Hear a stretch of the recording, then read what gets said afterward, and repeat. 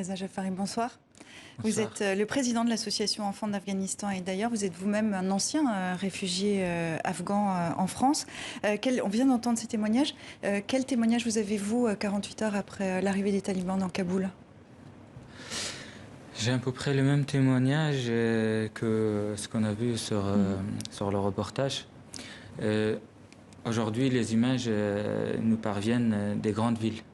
Nous n'avons pas des images des zones reculées, nous n'avons pas des images des villages. Ce matin, je me suis entretenu avec l'ambassadeur afghan qui me dit sa maison a été attaquée. Sa femme et sa famille ont quitté la ville et ils se sont cachés ailleurs. Et c'est où en Afghanistan? À Kandahar. Et aujourd'hui, je ne peux pas dire sur antenne où se trouve, dans quelle ville sa famille, puisqu'il a été aussi ministre et chef de province de Kandahar. Et même à Kandahar, même aujourd'hui, les gens ont été témoins des fusillades des talibans. On entendait dans les témoignages qu'il y a beaucoup de peur. On voyait aussi quelques images où la vie semble reprendre. Est-ce que les Afghans ont un peu confiance ou est-ce qu'ils sont résignés? Est-ce qu'ils sont apeurés? Qu'est-ce qui revient dans les témoignages que vous avez? Alors, dans les témoignages que j'ai, tout à l'heure, vous avez montré l'image de Rayhana, qui est ma collègue. On travaille ensemble et on a fait une demande de visa pour elle et aussi pour une vingtaine d'autres filles et activistes et féministes comme elle. Et depuis hier, elle fait que des allers-retours à l'aéroport et revenir chez elle. Parce qu'à l'aéroport, comme vous avez dit tout à l'heure, il y a des checkpoints des talibans. Et qui contrôle l'accès à l'aéroport. Qui contrôle, mais qui laisse passer encore. Mais qui identifie qui va et qui revient. Et ensuite, dans les jours à venir, là où on a vu des images invraisemblables, il y a des manifestations devant le palais présidentiel. Dans quelques jours, dans quelques semaines, ça sera plus possible. Aujourd'hui, les talibans veulent se montrer modérés. On va y venir justement. Est-ce qu'on va regarder, parce qu'il y a toute une communication, on a entendu leur conférence de presse tout à l'heure. Ils disent aujourd'hui que rien ne doit s'opposer aux valeurs islamiques. Ils ont promis auparavant un nouveau chapitre de tolérance, une promesse qui suscite de la méfiance, comme nous l'explique Grégory Fontana.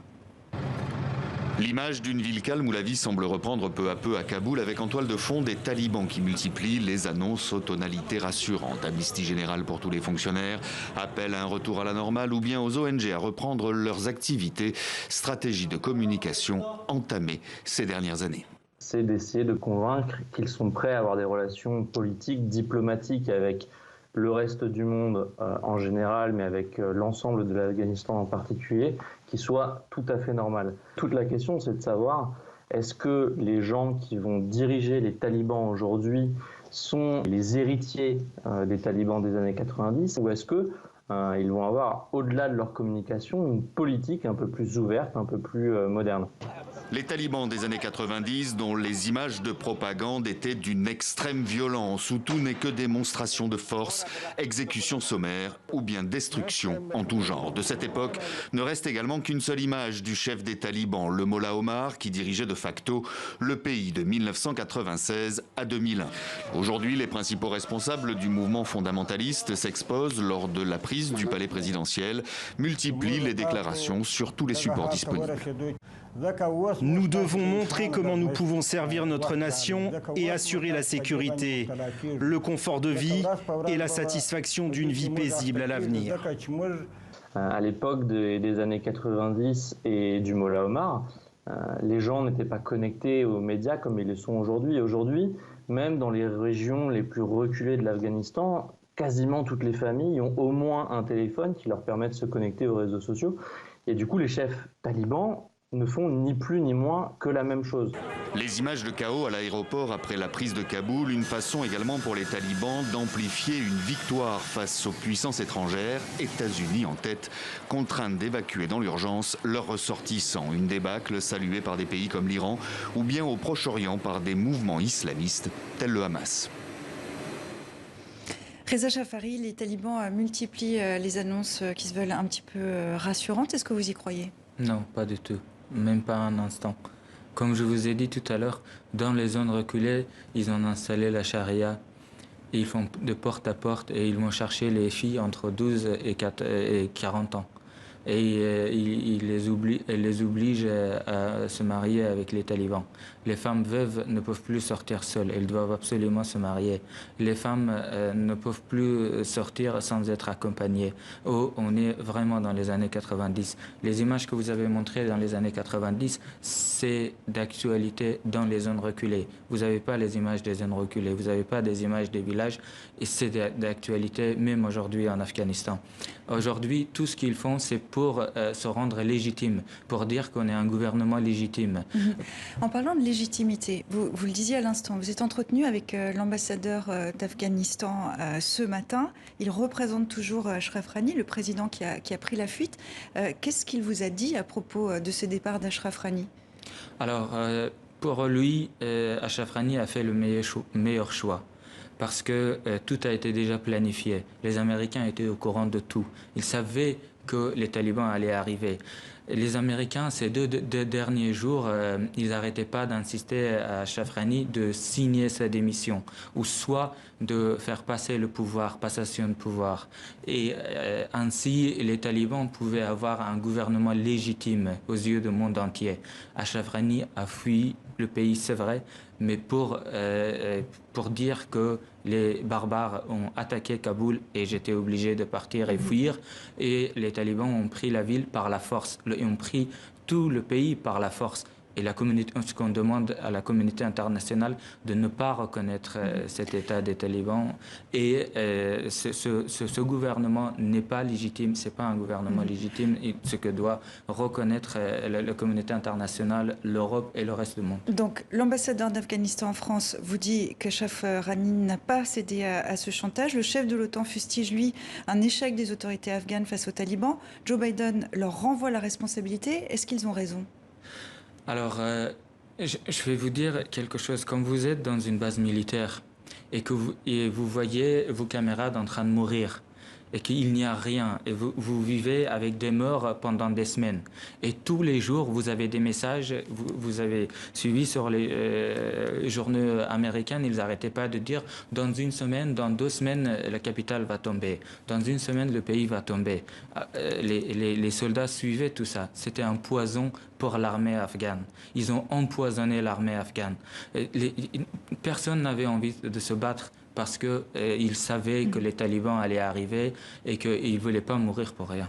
Alors Joe Biden fait face à un feu de critique pour les conditions dans lesquelles se déroule le retrait américain d'Afghanistan. Son allocution était très attendue. Vous allez l'entendre, il est resté droit dans ses bottes et a pointé du doigt la responsabilité du gouvernement afghan. Donc. J'ai toujours promis d'être franc avec le peuple américain. La vérité est que tout cela s'est déroulé plus rapidement que nous l'avions prévu. Alors que s'est-il passé? Les dirigeants politiques afghans ont abandonné et fui leur pays. Les militaires afghans se sont effondrés, parfois sans même essayer de se battre. Les développements de la semaine dernière ont renforcé le fait que toute implication militaire américaine en Afghanistan était la bonne décision. Joe Biden le reconnaît, l'effondrement du régime de Kaboul a pris les Américains par surprise. Aujourd'hui, la faillite du renseignement américain interroge Elisabeth Guedel. Joe Biden n'a pas reconnu d'erreur de la part de ses services. Ça fait pourtant débat aux États-Unis, une erreur d'anticipation. Le renseignement américain avait bien signalé le manque de volonté des 300 000 soldats afghans de se battre face aux talibans, mais l'avait sous-estimé, selon la presse américaine. La semaine dernière, ce même renseignement avait donné à Kaboul 3 mois pour tenir. Finalement, la capitale afghane est tombée 4 jours plus tard. Joe Biden lui refuse toute polémique, assurant qu'il n'y avait jamais de bon moment pour retirer les troupes américaines. Hier soir, le président français a lui aussi pris la parole. Il a promis de protéger celles et ceux qui sont les plus menacés et de protéger l'Europe. C'est sur la question migratoire que son allocution était tournée. Nous devons anticiper et nous protéger contre des flux migratoires irréguliers importants qui mettraient en danger ceux qui les empruntent et nourriraient les trafics de toute nature. Nous porterons donc, en lien avec la République fédérale d'Allemagne, et je me suis entretenu il y a quelques instants à ce sujet avec la chancelière Merkel et avec d'autres États européens, une initiative pour construire sans attendre Une réponse robuste, coordonnée et unie, qui passera par la lutte contre les flux irréguliers, la solidarité dans l'effort, l'harmonisation des critères de protection et la mise en place de coopération avec les pays de transit et d'accueil. Alexis de Soif, bonsoir, merci d'être avec nous. Vous êtes vice-président de la Fédération internationale pour les droits humains. Des flux migratoires irréguliers importants, ces mots d'Emmanuel Macron suscitent la polémique. Votre réaction à ce discours du président français ? Mais ce sont effectivement des mots choquants parce que c'est une terminologie empruntée à l'extrême droite et évidemment coupée du reste de son discours. Quand on ne retient que ça, on est très inquiet. Parce qu'il y a une responsabilité de l'Occident dans ce qui se passe aujourd'hui en Afghanistan. C'est la faillite de la politique menée par les États-Unis, par l'OTAN, par l'Europe en Afghanistan. Il y a une responsabilité collective. C'est aussi l'illustration de la paralysie des Nations Unies qui n'ont pas été à même d'intervenir parce qu'il y a cette paralysie du Conseil de sécurité où les grandes puissances finalement s'auto-annulent dans leurs initiatives. Et aujourd'hui, on est là avec des Afghanes et des Afghans qui ont travaillé avec les Occidentaux, qui sont en danger par le régime des talibans et qui entrent dans la définition même du statut de réfugiés, qui doivent donc se voir accorder cette protection. C'est ce qu'on a vu également à l'aéroport de Kaboul. Ce sont tous les interprètes, les fixeurs de ces puissances étrangères qui seront évidemment la première cible des talibans. Et il ne faut pas être un grand spécialiste de la question pour savoir que leur sécurité, leur liberté ou leur vie est en danger. Ce sont les critères pour être reconnus réfugiés. Se pose aussi la question de ces Afghans qui sont déjà en Europe. La Belgique était le dernier pays à ne pas suspendre les expulsions d'Afghans. Le pays a fait volte-face. Effectivement, c'était une communication aussi inutile que malheureuse de notre secrétaire d'État à l'asile et migration, de vouloir faire de la musculation, de nouveau, peut-être sous cette pression de l'extrême droite qu'on connaît en Belgique, mais qu'on connaît en France, qu'on connaît ailleurs, pour faire de la musculation comme pour rassurer la population. Mais la population, elle n'a pas besoin d'être rassurée à ce niveau-là. Elle peut comprendre qu'il y a des femmes et des hommes qui sont en danger, qui ont besoin de protection, et que l'Europe doit se montrer solidaire. Et nos ministres feraient mieux d'activer au niveau européen des plans de répartition pour voir comment on va partager l'effort d'accueil de ces Afghanes et ces Afghans qui sont en danger et comment on va prendre en compte la situation de ces Afghans qui sont sur le territoire européen, qui sont venus, parce que c'est la question de comment est-ce qu'ils viennent. Ceux qui arrivent à rejoindre l'aéroport aujourd'hui à Kaboul pourront être exfiltrés, pourront être rapatriés en Europe ou au Canada ou aux États-Unis, mais tous les autres, sachant que les talibans encerclent déjà l'aéroport, qu'il y a un problème d'accès à l'aéroport, pour venir par la route, on sait, l'histoire nous l'a démontré, que les Afghans ont besoin entre 1 et 2 ans, 2 années pour venir jusqu'en Europe demander l'asile. Et aujourd'hui, ceux qui ont été déboutés par rapport aux critères anciens, il y a une nouvelle situation et ils méritent au moins ce qu'on appelle en Europe la protection subsidiaire, à savoir un titre de séjour pour qu'ils ne doivent pas vivre clandestinement. Alexis de Soif, justement, je me tourne vers vous puisque vous, ce parcours migratoire, c'est le vôtre. Vous avez rejoint la France à 14 ans via la Turquie avant de rallier la Grèce en bateau, l'Italie dans un camion qui transportait des raisins secs. Vous arrivez à Paris caché dans un train de nuit sous une couchette. L'actualité aujourd'hui réveille votre périple à vous ? Oui, bien sûr. À 14 ans, j'étais prêt à tout. Pour arriver jusqu'en France, j'ai traversé le monde pour arriver jusqu'en France.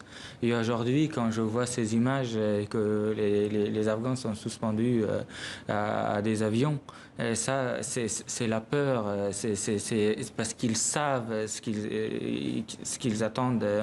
Ils savent, ils connaissent les talibans. Aujourd'hui, on a des jeunes filles qui n'ont pas vraiment connu, ils n'ont pas l'âge, ils n'ont pas connu l'époque des talibans. Mais pendant toute cette histoire des talibans a suivi toute l'adolescence et la jeunesse afghane. Et aujourd'hui, ils savent très bien ce qui va leur arriver. C'est pour ça qu'ils sont prêts à tout et ils feront tout pour quitter l'Afghanistan. Et on demande à la communauté internationale de demander aux talibans d'ouvrir les couloirs humanitaires et de laisser les gens partir. Alexis de Soif, merci beaucoup d'avoir été avec nous dans 64 minutes pour la Fédération internationale pour les droits humains. Merci beaucoup. Reza, nous sommes allés à la rencontre de la diaspora afghane à Paris, notamment auprès des jeunes que vous accompagnez. Pour tous, c'est très compliqué de joindre leurs proches restés en Afghanistan. Un ascenseur émotionnel éprouvant, comme l'ont constaté Séraphine Charpentier et Clotilde Hazard. Cette médecin gynécologue afghane a fui son pays en 2016. Sa tête était mise à prix par les talibans. En fuyant Kaboul, elle a laissé derrière elle ses filles, âgées de 7, 9 et 13 ans. Des enfants qu'elle voit grandir à distance sur des photos depuis maintenant 5 ans. Les derniers clichés reçus hier, après l'arrivée des talibans à Kaboul, ne la rassurent pas. Elle a porté un grand groupe, c'est plus grand que de sa taille. Je l'ai demandé par message, c'est pourquoi. Elle m'a dit non, parce qu'on porte ça, il est trop grand, je vais couvrir bien, les terroristes, il va me dire rien. Cela fait 3 semaines que la jeune femme de 29 ans n'a pas eu ses filles au téléphone. Mais aujourd'hui, un appel depuis Kaboul. La plus jeune de ses filles, Kreshma, parvient à la joindre avec le portable de sa tante. Kreshma a le sourire aux lèvres. La présence des talibans à Kaboul hante pourtant la fillette. Par prudence, elle a choisi de mettre un voile sur ses cheveux, même si à 7 ans, la charia ne l'y contraint pas. Sa grande sœur, elle aussi, a peur. Elle sait qu'à 13 ans, elle est en âge, selon la loi talibane, d'être mariée de force. Elle m'a manqué et en plus c'est les inquiétudes de les catastrophes de ce pays. Surtout la première victime, c'est les femmes et les enfants. Hamida ne sait pas quand elle reverra ses filles. À Paris, une association essaie de venir en aide aux femmes afghanes bloquées au pays. Tous les jours, depuis 3 semaines, ce jeune homme, qui souhaite garder l'anonymat, tente de prendre contact avec des femmes en danger de mort à Kaboul pour les exfiltrer. Les nouvelles sont rarement bonnes. Elles sont encore à l'intérieur de cette maison à côté de l'aéroport. Ils sont vraiment stressés. Mais je l'ai expliqué qu'aujourd'hui, il n'y avait aucun Afghan pour rentrer à l'aéroport. Aujourd'hui, il n'y a que des étrangers et les Américains qui vont quitter l'Afghanistan. Dans sa liste, envoyée à l'ambassade de France à Kaboul, des femmes médecins, journalistes, policières ou encore membres d'associations aidant les victimes de violences sexuelles. On ne pourrait rien faire, même moi j'ai envie de pleurer. Mais si je pleure, donc elle va être encore stressée. Donc on ne pourrait rien faire. J'espère que la France elle va faire quelque chose. Pour ces Afghans, c'est un travail contre la montre. Jour après jour, la liste des femmes en danger de mort ne fait que s'allonger. Reza Jafari, on vient de vous voir sur ces images. Comment vous voyez l'avenir pour les Afghans et pour l'Afghanistan? Tant que les talibans sont là, il n'y a pas d'avenir pour les Afghans. Il va se créer très rapidement, c'est déjà créé dans le nord, des fronts de résistance. Et on va les soutenir. On ne va pas reconnaître ce gouvernement. Les talibans ne peuvent pas gouverner l'Afghanistan. L'Afghanistan était en train de se moderniser. Ces jeunes filles étaient sur Internet. Ils étaient très intéressés par les réseaux sociaux. Ils étaient connectés au monde entier. On travaillait ensemble. Tout à l'heure, vous avez montré une image de ma collègue qui est encore en Afghanistan. Vous avez vu, elle n'avait pas de voile. Elle était libre. Elle est encore libre chez elle, mais dans quelques jours... Vous avez fait une demande de visa pour elle. Comment vous travaillez? Comment vous allez pouvoir travailler depuis Paris pour essayer de les faire venir, puisque c'est ce qui vous occupe ces jours? C'est très compliqué, mais aujourd'hui, je remercie l'ambassadeur de France et aussi l'ambassade de France. Depuis hier, il y a un numéro d'urgence où on peut appeler les gens qui ont de la famille en Afghanistan. On peut appeler et on peut demander comment faire les démarches. Mais depuis quelques jours, on ne savait pas vraiment, mais on a fait une liste, on a envoyé à l'ambassade. Depuis ce matin, c'est bon, le lien est établi. On est en train de grossir cette liste et faire sortir un maximum des jeunes filles qui sont en danger. Reza Jafari, la guerre est terminée en Afghanistan, tout le monde est pardonné, voilà ce que disent les talibans. Un mot très rapide pour conclure là-dessus, très rapide. La guerre n'est pas terminée, la guerre vient de commencer. Tant que les talibans seront là, la guerre n'est pas terminée. Reza Jafari, merci. Le mot de la fin pour cette première partie de 64 minutes et pour vous. Merci beaucoup d'avoir été avec nous.